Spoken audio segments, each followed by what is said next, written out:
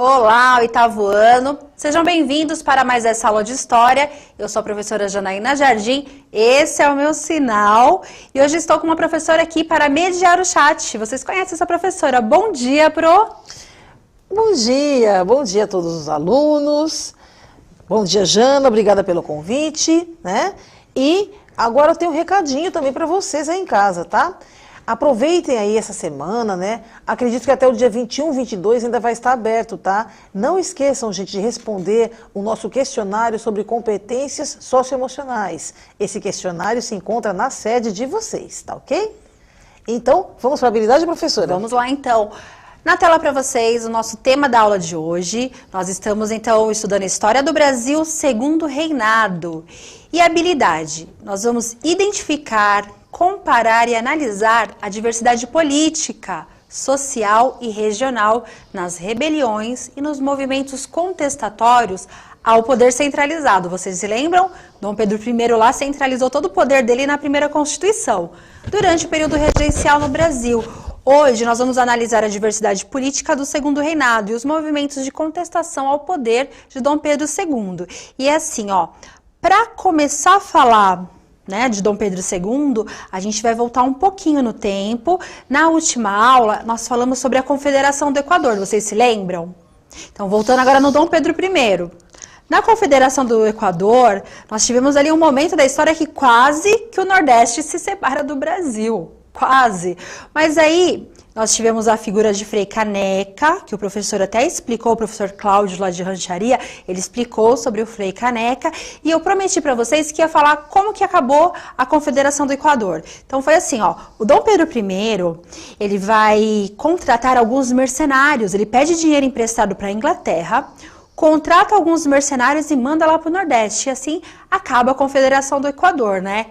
Essa decisão do Dom Pedro I vai gerar também um grande estranhamento entre Dom Pedro I e a elite aristocrática aqui do Brasil, está bem? E aí, na tela para vocês, hoje que a gente vai falar, né? Hoje a história é dele, Dom Pedro II, que é o filho, né? E por isso nós estamos no Segundo Reinado. E aí, pessoal, olha só, antes de começar aqui a história do Dom Pedro II, geralmente eu nunca faço isso, mas hoje eu vou fazer, tá? Eu vou mandar um beijo bem especial aqui pro Matheus, do oitavo A. Ele é da escola José de Pires, em Atibaia. A professora dele é Angelina, Roseli e Maria Lúcia. São as professoras do Matheus. Então, eu espero que o Matheus esteja acompanhando a nossa aula. Matheus, professores e alunos. Vamos, então, para o Segundo Reinado. Na tela para vocês, dá uma olhadinha. Então, a história ficou assim, né? Dom Pedro I, que é esse daí, ele vai proclamar a independência do Brasil em 7 de setembro de 1822. Ele se torna o imperador do Brasil, e aí eu sempre falo para vocês, a nossa independência, né? Ela continua com esse caráter monarquista.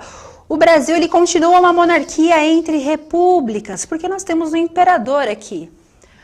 Mas em 7 de abril de 1831, ele vai abdicar do trono brasileiro. O que é abdicar? Ele abre mão do trono brasileiro.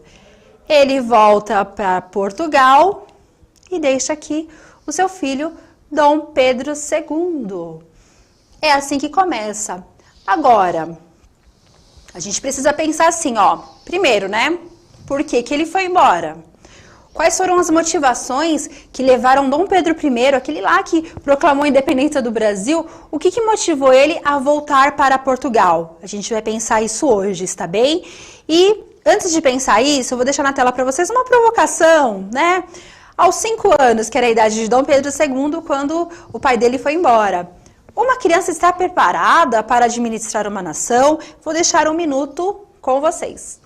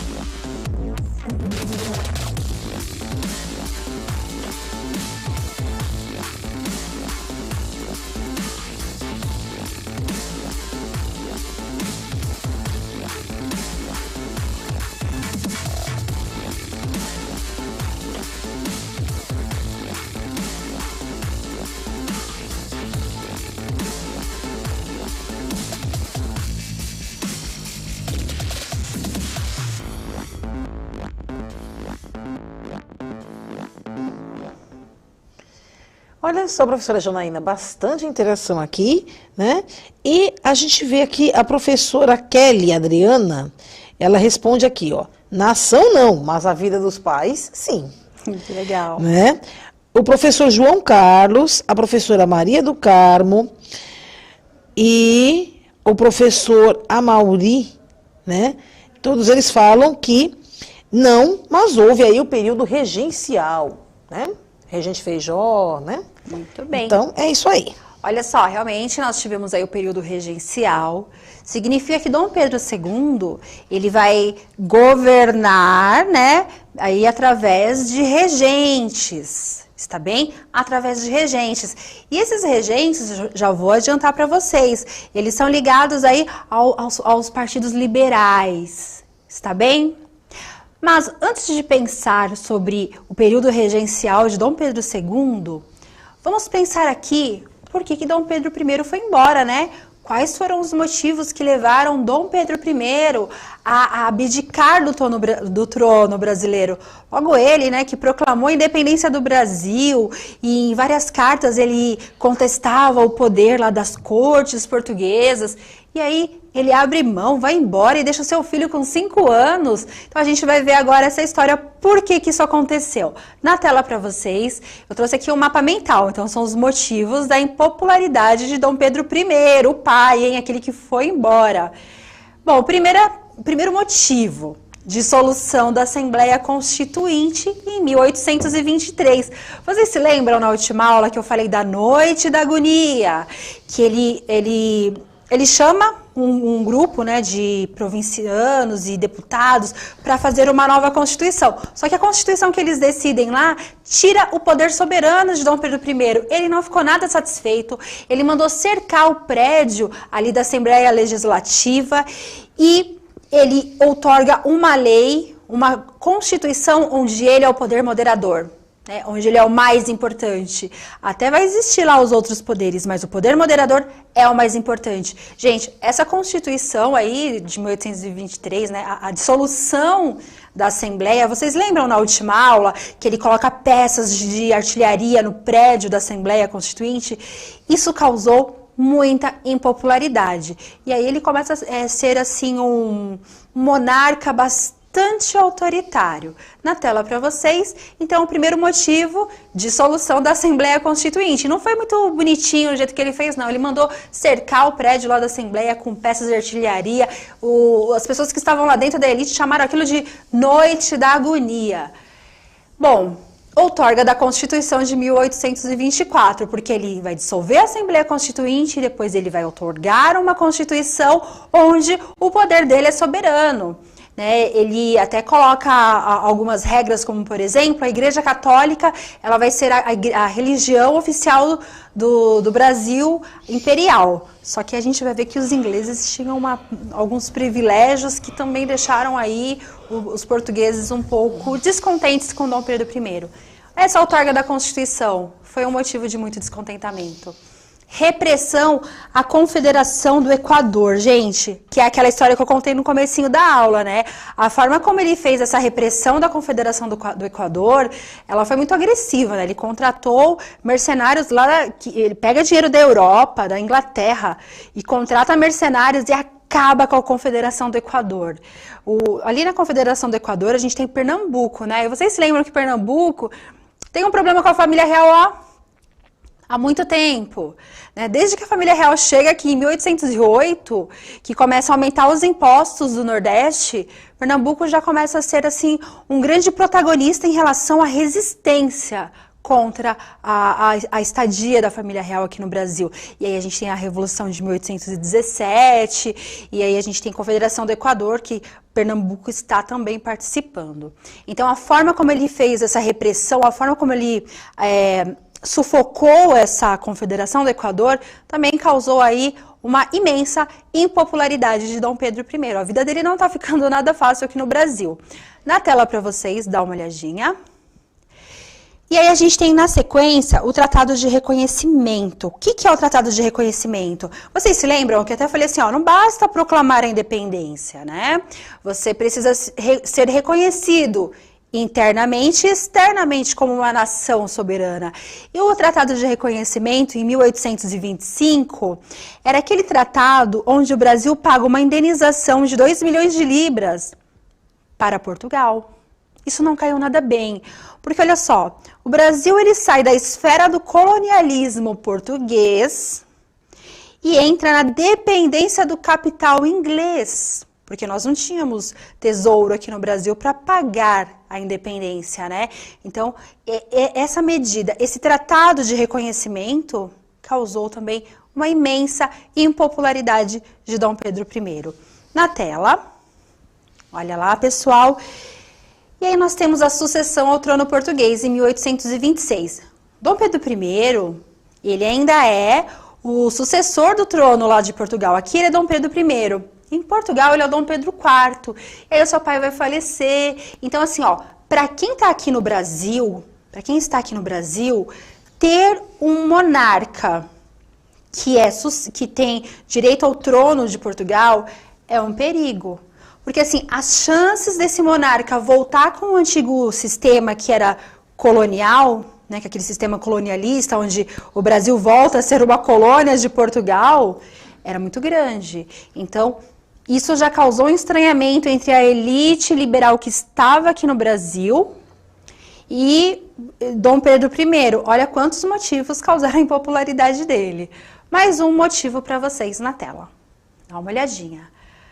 Guerra da Cisplatina, 1825-1828, é um confronto aí entre o Império do Brasil e as províncias do Rio da Prata, que é o Uruguai, e o resultado foi muito desastroso, né? Porque o Brasil, além de perder algumas guerras, né, algumas batalhas ali dentro da Guerra da Cisplatina, ele também está com seus cofres muito onerados. Porque manter uma tropa, manter uma frota de exército lá na Cisplatina, lá no Uruguai, é muito caro. Então, olha só, o Brasil... Pode voltar na tela, por gentileza? Olha lá. Em 1825, o Brasil já teve que pagar lá o Tratado de Reconhecimento, né? E o Brasil já teve que sufocar em 24, já teve que fazer a repressão da Confederação do Equador, quer dizer, pediu dinheiro emprestado para reprimir a Confederação do Equador em 24. Em 25, pede dinheiro emprestado para a Inglaterra para poder sufocar aí, para poder pagar a nossa independência. E aí em 25 até 28 a gente tem a Guerra de Cisplatina, onde manter as tropas portuguesas ali no Uruguai sai extremamente caro para o Brasil. Então, tudo isso já está gerando um clima aqui muito contrário a Dom Pedro I. Ele está ficando impopular. Na sequência, assassinato do jornalista Líbero Badaró.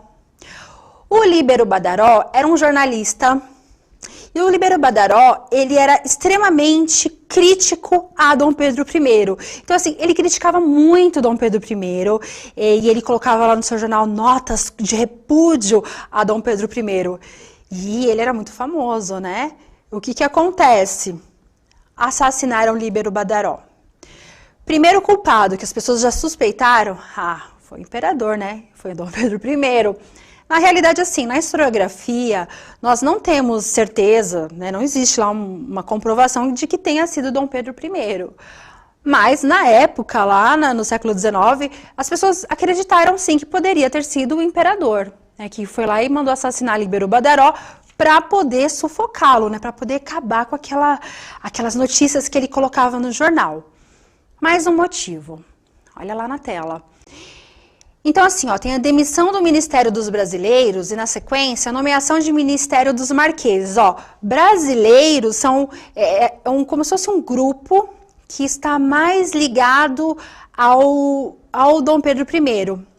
Né? É aquele grupo que ele está mais alinhado assim, com uma política colonialista, que seria mais ou menos assim, ó, manter o status do Brasil como colônia. Ele nem quer muita independência, né? O Partido dos Brasileiros, esse Ministério dos Brasileiros, ele está muito mais voltado a uma lógica colonialista. Então ele demite o Ministério dos Brasileiros porque também os liberais que estão aqui no Brasil, que são aqueles mais ligados à Inglaterra, eles não querem os brasileiros no poder.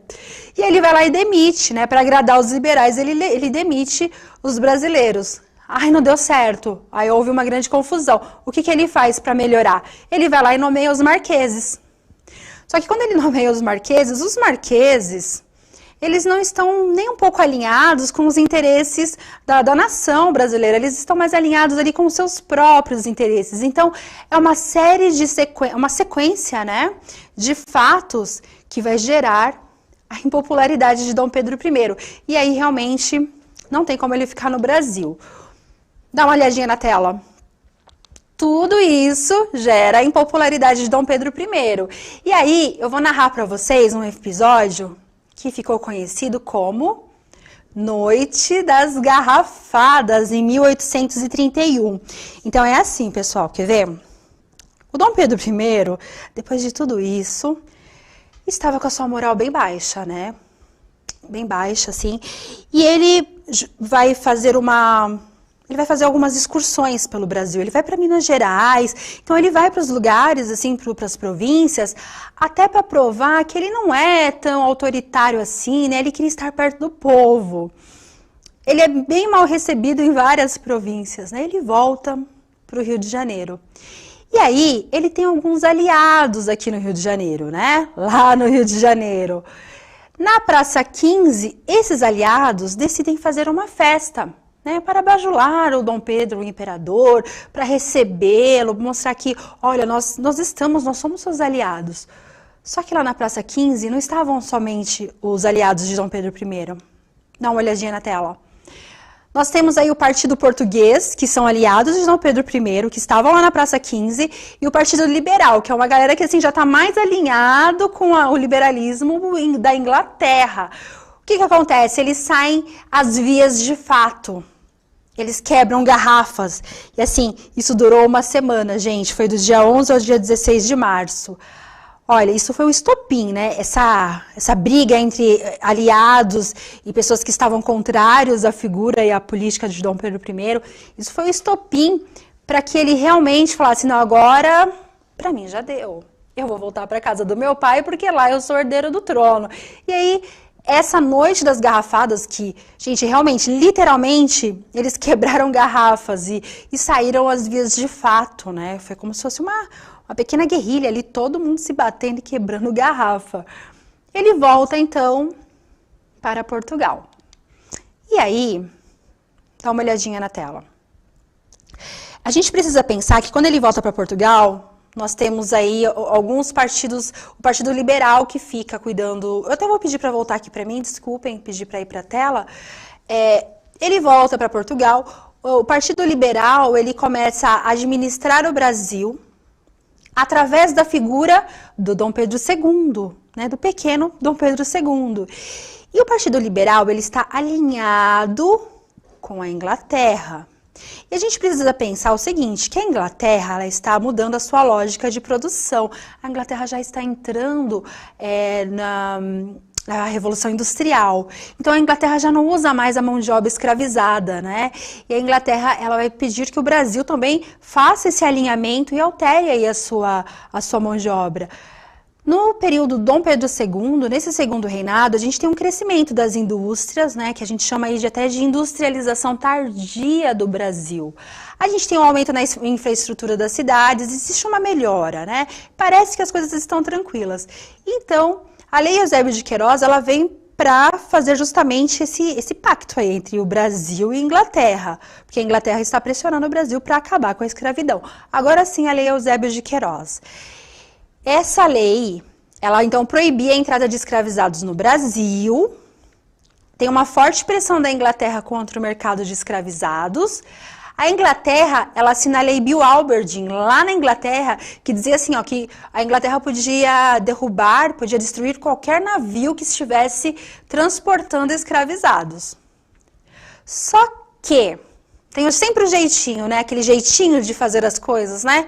O comércio interno de escravizados e o aumento de preço aqui no Brasil. Então, proibiu-se a escravização, né? Proibiu-se o comércio no Atlântico de escravizados. A Lei Eusébio de Queiroz, ok, não vamos ter comércio no Atlântico, mas o comércio interno, ele continua. e o valor do homem escravizado aumenta. Agora eu vou deixar uma questão para vocês na tela, dá uma olhadinha. Por qual motivo a Lei Eusébio de Queiroz ficou conhecida como Lei para Inglês Ver? 1 minuto.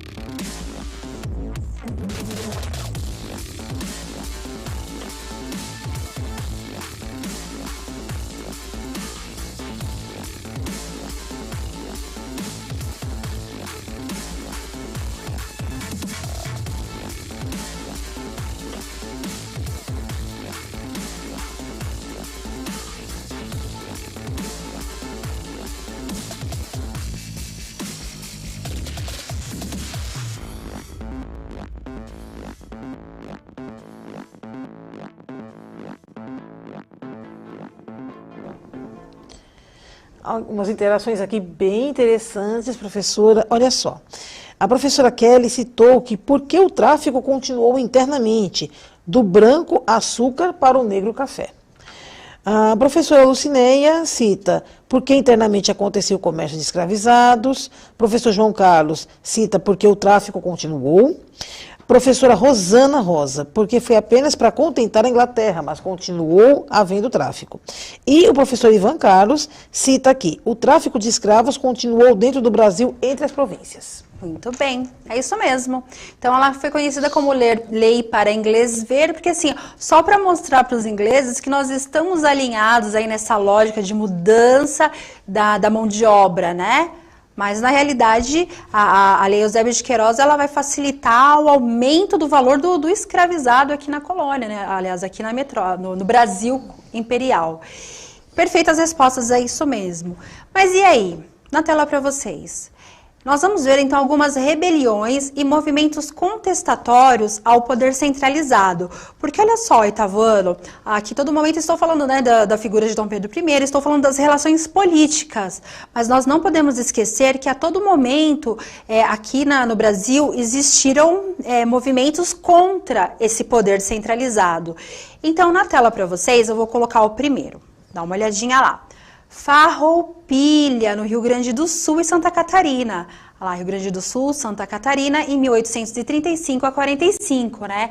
No geral, né, o que acontecia? Um descontentamento com a política fiscal do Império, aumento de impostos sobre o couro e o charque, concorrência com o comércio do charque, com o comércio do charque estrangeiro. Eu vou ter uma aula para falar mais sobre a Farroupilha. Sedição militar e revolta das Carrancas, Minas Gerais. No geral, quais os motivos, né? Sedição militar, revolta da fumaça, foi lá em Ouro Preto. Revolta contra chefes militares. Descontentamento com altas taxas de impostos e a política despótica do Império. Em Carrancas, a gente tem já um movimento de escravizados. Na Fazenda Juqueira, houve um movimento de escravizados e a gente vai ter aulas para falar a partir de agora. Olha só, essa foi a habilidade. A partir de agora, a gente vai falar de revoltas regenciais. Então, eu deixei aqui para vocês avaliem nossa aula. Próxima aula, revoltas regenciais. Né? Se quiserem seguir lá no @janainajardim.prof, podem seguir. E assim, ó, no geral, né, o que esses movimentos eles contestam? Eles contestam as altas de impostos, né? Nas províncias houve um grande aumento de impostos, justamente para manter as guerras aí, as guerras que Dom Pedro I e Dom Pedro II acabam entrando. E a gente vai ter movimentos também contra a escravidão. Isso tudo a gente vai falar nas próximas aulas. Esses movimentos que eu falei, Farroupilha, sedição, nós vamos falar em outras aulas também. Eu quero agradecer a professora Márcia, muito obrigada. Obrigada, Jana, pelo convite, obrigada a todos vocês. Agora vai aparecer aí na tela, gente, o QR Code para que vocês possam avaliar esta aula. Muito obrigada a todos e a gente se vê nas próximas aulas. Tchau, tchau. Tchau, tchau.